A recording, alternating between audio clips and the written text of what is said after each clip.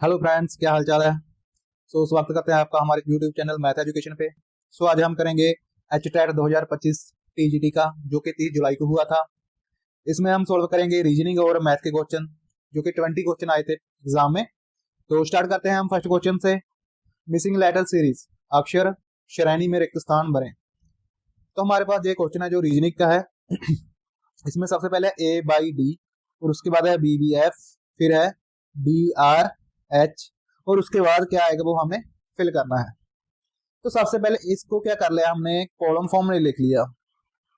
ठीक है, जहां आप चेक कर सकते हो, देखो पहला लेटर है जो ए है और दूसरी का लेटर बी है। हमने जहां पर लेटर लिख लिए, सबसे पहले जो नंबर है ए बाई डी, फिर है बी बी एफ।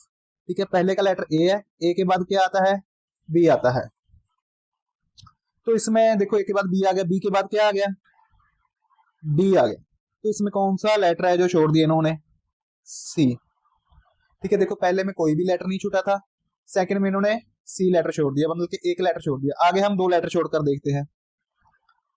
सी के बाद डी लिख दिया, ई और एफ छोड़ दो, तो हमने लिख लिया जी। तो उसके बाद आप चेक करो कि तीन अक्षर छोड़कर आगे, तीन लेटर छोड़कर के आता है, एच आई जे छोड़कर के आ गया। तो हमारा जो पहला लेटर है जी आएगा। तो देखो सेकंड में जी है और थर्ड में है, तो फर्स्ट भी कैंसिल हो गया और फोर्थ भी कैंसिल हो गया। तो रह गया हमारे पास सेकंड और थर्ड। अब चेक करना है हमने सेकंड। तो इसमें देखेंगे बी और वाई, इन दोनों में कितने का डिफरेंस है। देखो बी के बाद क्या आता है, डब्ल्यू आता है, एक्स आता है, दो आ गए। इसी तरह आर और वी में देखो कौन कौन आता है, एस टी और यू आ गया। देखो पहले दो में दो का डिफरेंस था, -2 का, फिर है 3 का डिफरेंस। इसके बाद क्या आएगा, 4 का डिफरेंस आएगा। तो जहां पर देखो हमारे पास जो सेकंड ऑप्शन बची है उसमें विचकार एम है और इसमें एन है। तो हम अगर विचकार में एम लेकर चलें, जहां पर एम लेकर चलते हैं, तो कितने का डिफरेंस आता है चेक करें, एम और आर के बीच। एम के बाद एन ओ पी क्यू, फिर आ गया आर। देखो 4 का डिफरेंस आ गया ना। अगर हम जहां पर एन लिखते तो 3 का डिफरेंस आता। ठीक है, 3 का तो पहले आ रहा था, जहां पर 4 का डिफरेंस आ रहा है, और जहां पर 5 का डिफरेंस आना चाहिए। जी के बाद गया था एच आई जे के एल, देखो 5 लेटर का डिफरेंस आ गया। तो सेकंड जो हमारा लेटर होगा एम होगा। जी के बाद एम सेकंड ऑप्शन में आ रहा है, तो ये आपका आंसर हो गया। उसके बाद आ गया जी सचिन का सम। Sachin is shorter than Kamal, जो सचिन है कमल से छोटा है। तो कमल बड़ा हो गया, जहां पर कमल बना देते हैं और सचिन बना दिए। ठीक है, जो सचिन है कमल से छोटा है, तो कमल बड़े वाला हो गया, जो छोटे वाला सचिन हो गया। ठीक है जी, पर राम से लंबा है। सचिन कमल से छोटा है, राम से लंबा है, तो राम है जो सचिन से भी छोटा हो गया। ठीक है जी, देखो सचिन इसमें क्या गया, सचिन कमल से छोटा है, तो कमल से हमने छोटा कर दिया जहां से, और राम से क्या हो गया जी, लंबा हो गया। Second, Mohan is the tallest, जो मोहन है सबसे लंबा है। मोहन भी बना दो, जो सबसे लंबा होगा मोहन। ठीक है जी, मोहन बन गया हमारे पास। और Arun is the little shorter than Kamal, जो अरुण है कमल से थोड़ा सा छोटा है और सचिन से थोड़ा सा लंबा है। ठीक है ना, तो सचिन और कमल के विचकार कौन आ गया, अरुण आ गया।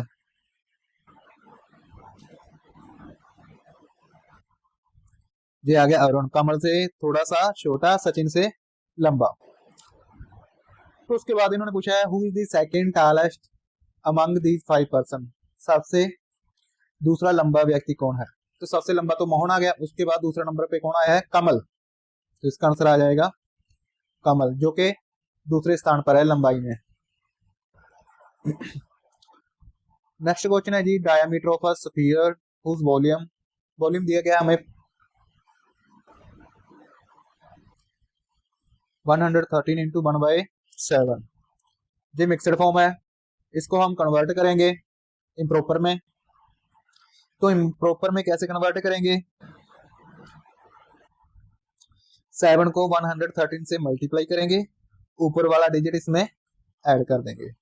113 को 7 से मल्टीप्लाई किया तो हमारे पास आ गया 791 प्लस 1 ऐड करेंगे, नीचे जो डिनोमिनेटर है वही रह जाएगा, तो ये हो गया 792/7 जो कि वॉल्यूम आया था। तो वॉल्यूम का फार्मूला लिखेंगे 4/3 πr³। ठीक है, इनकी वैल्यू पुट कर दो, पाई की वैल्यू 22/7, r³ ऐसे ही रह जाएगा, हमारे पास नहीं है, is equal to volume, volume दिया गया है हमें 792/7। उसके बाद ये 4/3 है और 22/7 है, रेसिप्रोकल होकर दूसरी साइड चला जाएगा, जहां पर सिर्फ r³ बच गया 792/7 मल्टीप्लाई, जो 4/3 था इस साइड आकर 3/4 हो गया, और जो 22/7 था वो हो गया 7/22। 7 से 7 कट कर दो, और 11 के टेबल पे 22 कट किया, 2 आ गया, जहां पर 11 के टेबल पे 792 को कट करेंगे, 11 7 या 77, 2 बच गया तो 20। ओके, देखो 4 नीचे 4 2 या 8 हो गया, 8 के टेबल पे 72 कितना आता है 9 पे, तो r³ की वैल्यू आ गई हमारे पास 9 मल्टीप्लाई एक 3 बच गया जी, 27 हो गया। तो 27 देखो किसका क्यूब होता है, 3 का, 3 को अगर 3 बार मल्टीप्लाई करेंगे तो 27 आ जाएगा, तो r यानी कि रेडियस की वैल्यू है जो 3 आ गई, पर हमने व्यास पता करना था, व्यास यानी कि डायामीटर, डायामीटर होता है जो रेडियस का दुगना होता है, तो रेडियस हमारे पास 3 है, 3 गुना 2 कितना आ गया हमारे पास 6 आंसर आ गया। नेक्स्ट है जी diameter of right circular cylinder, diameter दिया गया है 28 सेंटीमीटर, तो रेडियस कितना हो गया डायामीटर का, हाफ होता है 14 सेंटीमीटर, हाइट दी गई है हमें 20 centimetre, total surface area find out करना है, उसका फार्मूला होता है 2πr into r plus h, 2π की वैल्यू होती है 22/7, r यानी कि रेडियस, रेडियस कितना दिया गया है हमें 14, ब्रैकेट में r रेडियस प्लस हाइट, 7 से 14 कट कर दिया 2 पे, तो तीनों को मल्टीप्लाई कर दिया 88 आ गया, 14 प्लस 20 कितना हो गया हमारे पास 34, इन दोनों को हम मल्टीप्लाई कर देंगे तो हमारे पास आ जाएगा 299 सेंटीमीटर स्क्वायर, जो कि 4th आंसर है आपका। उसके बाद है स्क्वायर रूट फाइंड आउट करना है इसका, तो हमारे पास एक फार्मूला होता है a² माइनस b² का, a प्लस b और a माइनस b, इसमें ये फार्मूला लगेगा, तो हमारे पास पहले है जो 1 इंटू 3/4 है, ये 1 इंटू 3/4 है, इसको इम्प्रॉपर में कन्वर्ट करो, पहले कैसे करते हैं, इन दोनों की मल्टीप्लाई होगी, ऊपर वाला ऐड हो जाएगा, ठीक है, 4 1 जा 4 प्लस 3 7/4 आ गया इसका, तो दूसरे को कन्वर्ट करेंगे 2 इंटू 1/3 को, 3 2 जा 6 प्लस 1 7/3 हो गया जी। ओके,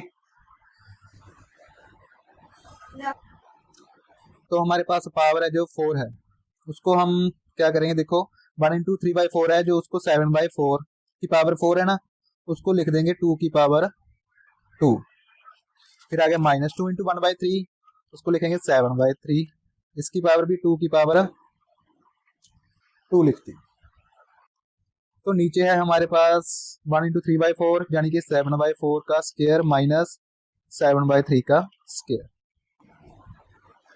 तो हमारे पास ये जो वैल्यू है, ये अंदर वाली वैल्यू सारी, इसको लिखेंगे a, और ये सारी वैल्यू बन गई हमारे पास b, तो a² माइनस b² का फार्मूला लगा देंगे, a प्लस b और a माइनस b का, तो पहले लिखेंगे a की वैल्यू क्या है 7/4 का स्क्वायर प्लस b की वैल्यू 7/3 का स्क्वायर, ये हो गया a प्लस b, आगे लिखेंगे a माइनस b, 7/4 का स्क्वायर माइनस b की वैल्यू है 7/3 का स्क्वायर,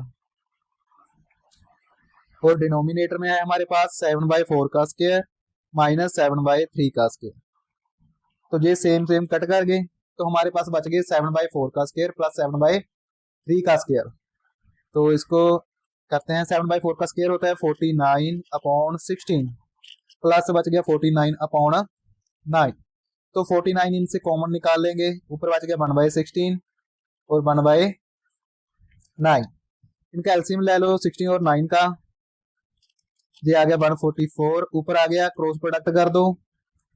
एलसीएम कैसे लिया, इन दोनों की मल्टीप्लाई की है हमने। ऊपर क्रॉस प्रोडक्ट करता है 9 + 16 इंटू बार है 49।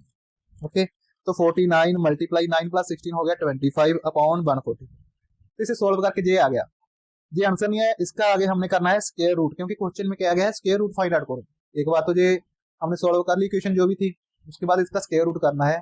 स्क्वायर रूट कैसे करेंगे, 49 किसका स्क्वायर होता है 7 का, 25 का स्क्वायर रूट आ गया 5, 145 का आ गया जी 12, तो 35 अपॉन 12 आ गया। आंसर फिर भी नहीं है 35 अपॉन 12, तो इसको क्या करेंगे, मिक्सड फॉर्म में कन्वर्ट करेंगे। सबसे पहले देखो 12 के टेबल पे 35 आता है, जब उससे कोई कम, 12 2 या 24, 12 3 या 36, जो कि आगे चला जाएगा, तो 2 पे गया, तो 2 वाली ऑप्शन ऊपरली 2 है, इनमें से एक आएगा। हम देखो 24 आ गया 2 के टेबल पे, तो 35 से 24 माइनस कितना 11, तो 11 वाली ऑप्शन है पहली। ठीक है जी, तो इसका आंसर आ गया 2 × 11/12। डिवाइड करके मिक्स फॉर्म में आप कन्वर्ट कर सकते हो इसे। नेक्स्ट है जी, X can do a work in 6 days. X है जो वर्क को 6 डेज में करता है, तो एक दिन में एक्स कितना काम करेगा, 1/6। ऐसे ही वाई है जो 8 दिनों में काम करता है एक, तो एक दिन में कितना करेगा 1/8।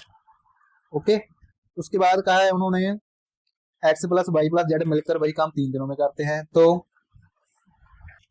एक दिन में काम कितना करेंगे, वो 1/3 मिलकर काम करेंगे जो, तो तीनों जो मिलकर काम करेंगे तो वो करेंगे 1/3। तो x + y + z जो मिलकर काम करते हैं 1/3 आ गया ना, तो इसमें से 1/3 में से क्या माइनस कर देंगे, दोनों का जोड़ 1/6 और 1/8, तो z का काम आ जाएगा 1/6 और 1/8 का जो प्लस है, नीचे एलसीएम ले लेंगे, 6 और 8 की मल्टीप्लाई कर दो 48 आ गया, ऊपर ये दोनों ऐड हो जाएंगे, 8 + 6 14, 2 के टेबल पे कट कर दिया 24। इसके बाद एलसीएम ले लिया हमने, 24 एलसीएम आ गया, 3 को 24 से डिवाइड किया 8, 24 को 24 से डिवाइड करेंगे तो 1 आएगा, 1 को 7 से मल्टीप्लाई किया 7, तो ये आ गया 1/24। ठीक है, जो एक दिन में काम करते हैं, एक्स करता है 1/6, वाई करता है 1/8, जी करता है 1/24, जो जेड करता है।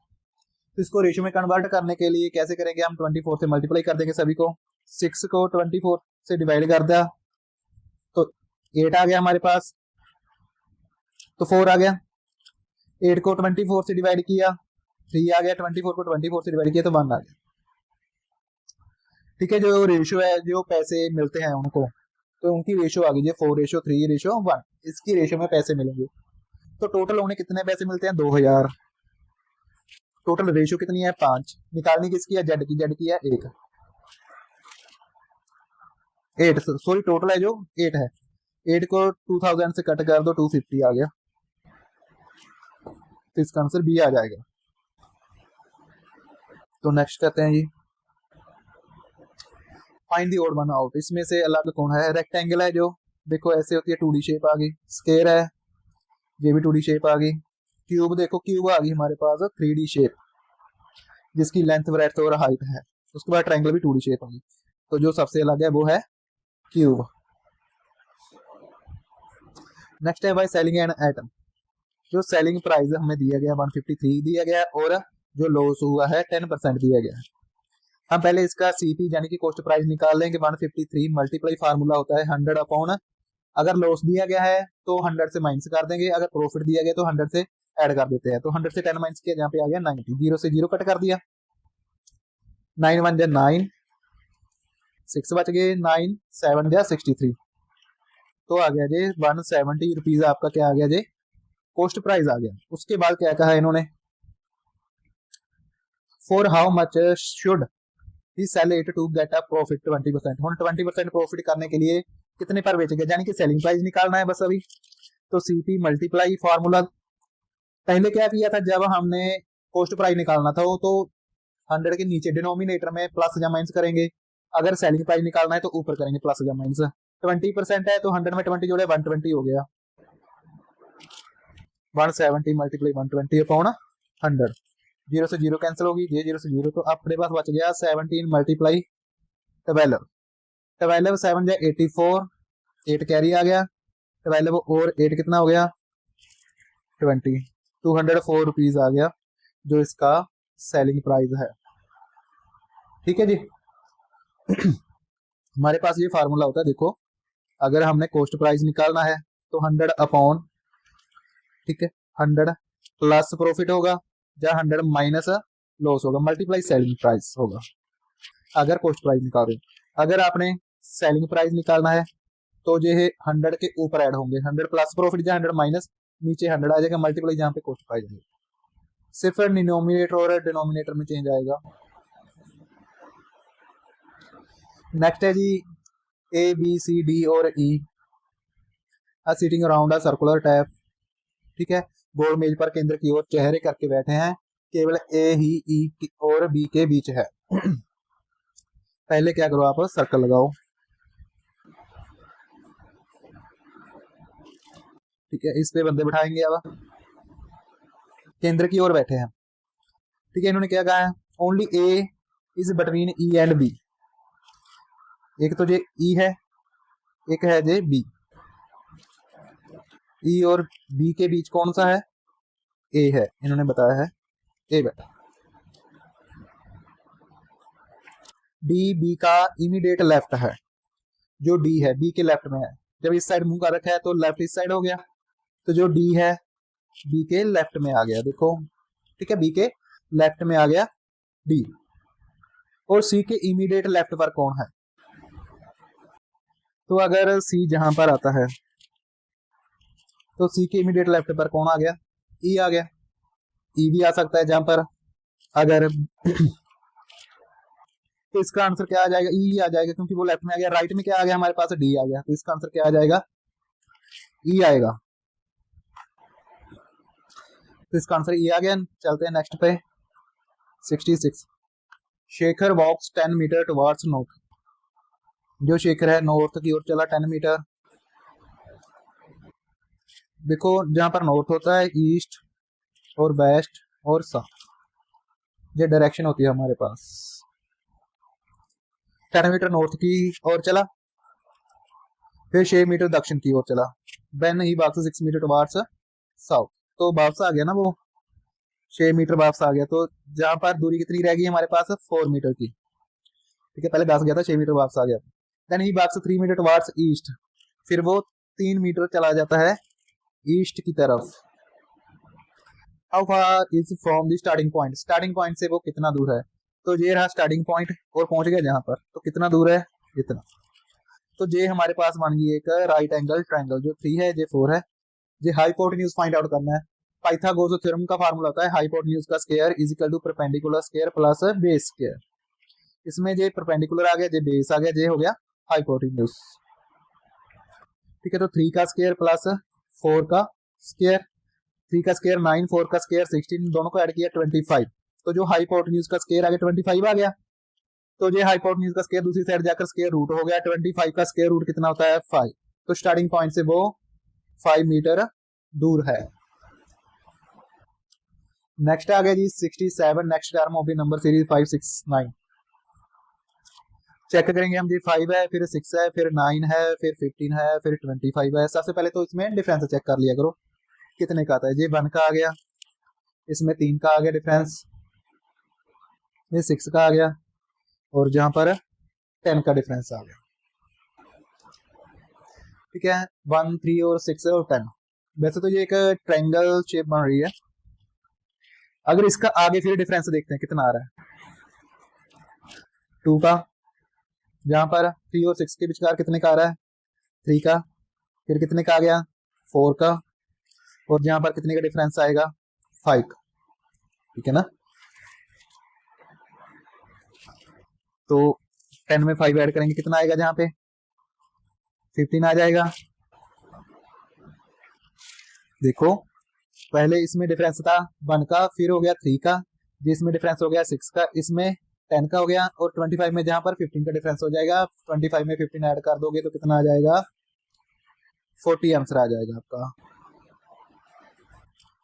ठीक है, इजी था, वो डिफरेंस ही चेक करना था इसमें।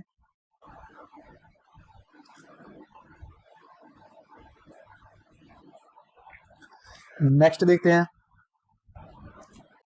तो नेक्स्ट है हमारे पास 68 question, the letter in the word arranged in alphabetical order, तो इसको हमने अल्फाबेटिकल ऑर्डर में लगाना है सबसे पहले, तो सबसे पहले देखो ए नहीं है, उसके बाद क्या है बी तो हम बी लिख देंगे। ठीक है, तो इसमें से बी काट देते हैं। उसके बाद सी कितनी है, जहाँ पर 2 हैं तो 2 लगा दो। फिर डी नहीं है, ई है, ई कितनी है, ई भी 2 है। एफ नहीं है, जी नहीं है, एच आई है तो आई भी काट दी। जे के एल एम एन है, आर है, उसके बाद फिर है एस, एस भी काट दिया। टी और बाई। तो जे हमने अल्फाबेटिकल ऑर्डर में लगा लिया। अब इसके विचार में नंबर देखते हैं कौन सा है। 1 2 3 4 5 हो गए, इस साइड हो गए। 1 2 3 4 5 इस साइड हो गए। विचार में नंबर कौन सा आ गया, आई। तो यही आपका आंसर है।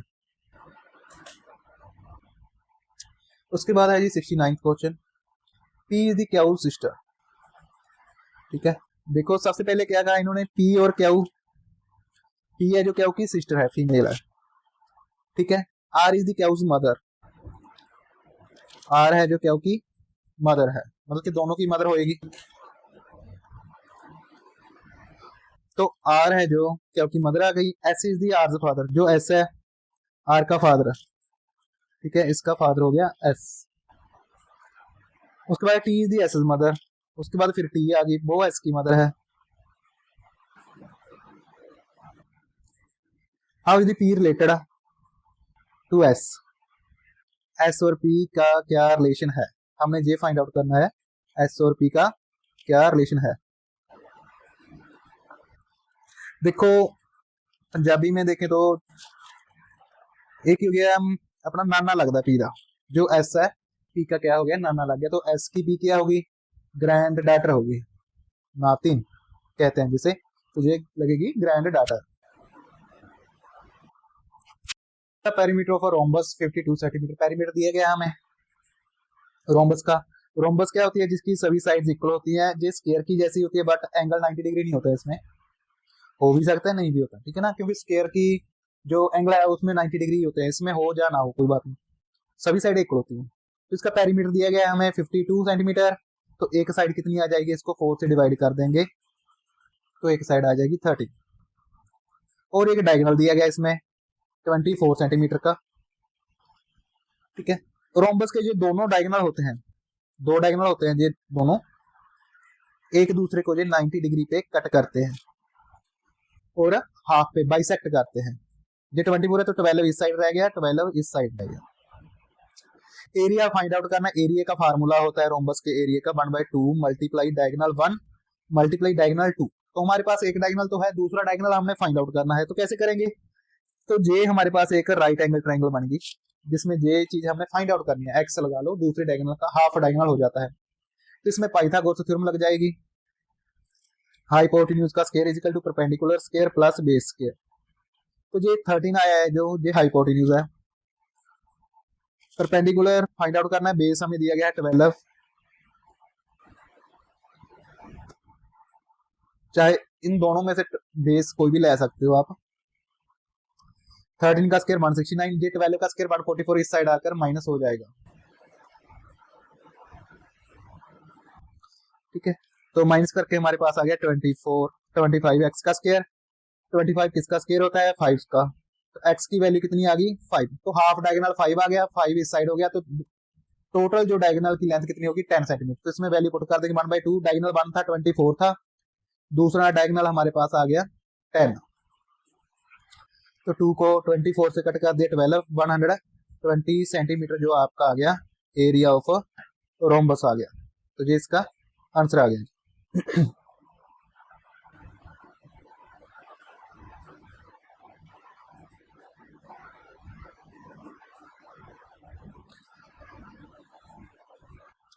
नेक्स्ट है जी, the radius and the height of a right circular cone in ratio 5:12।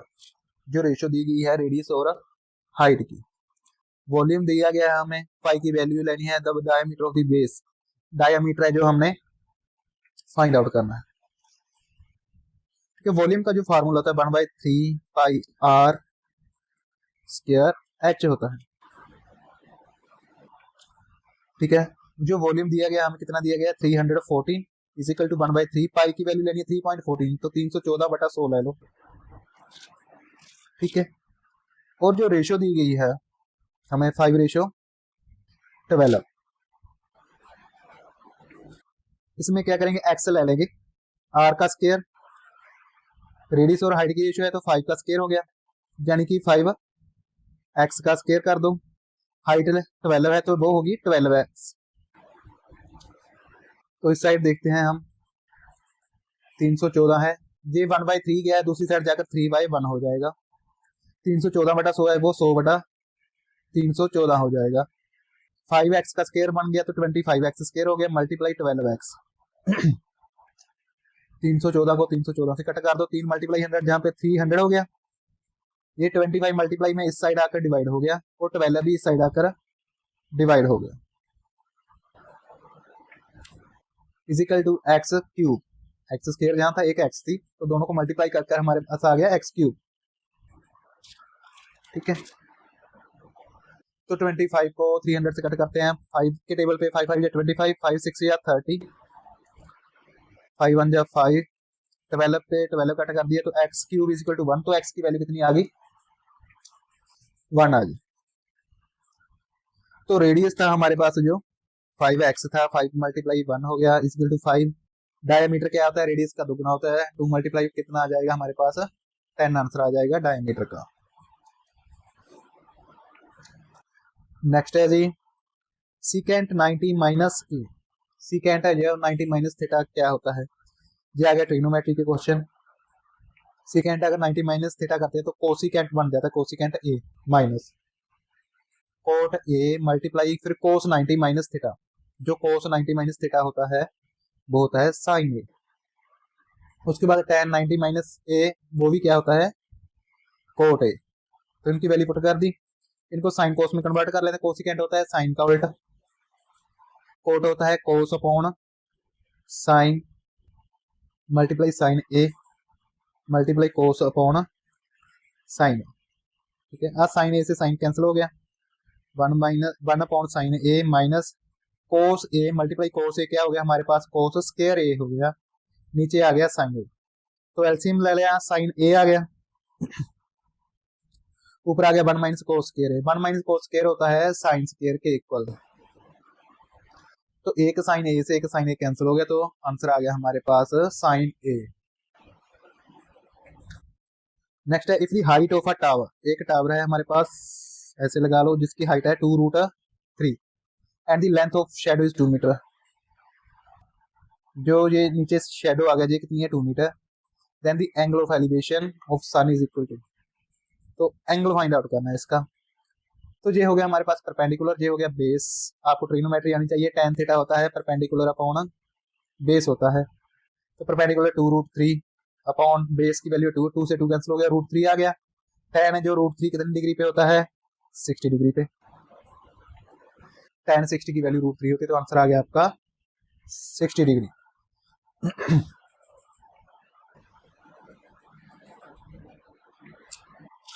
Next है the least number of complete year,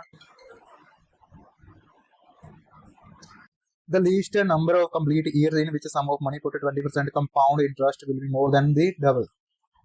देखो 20% ब्याज पे कंपाउंड इंटरेस्ट का जो फार्मूला होता है a = p × 1 + r/100⁻m।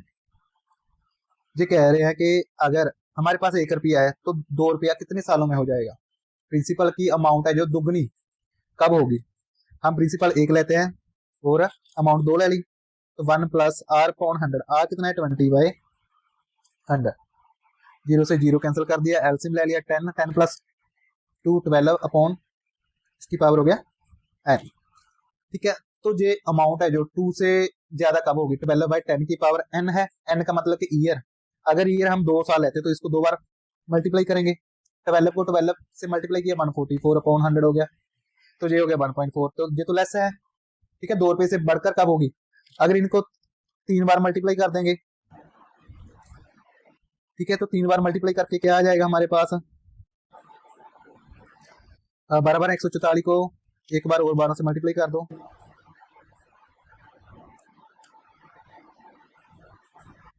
1728 आ गया, ये भी 2 से वैल्यू कम रही। ठीक है, अगर 4 बार मल्टीप्लाई करेंगे 12/10 की पावर अगर 4 करेंगे तो 1728 है, जो इसको फिर से एक बार 12 से मल्टीप्लाई करनी पड़ेगी।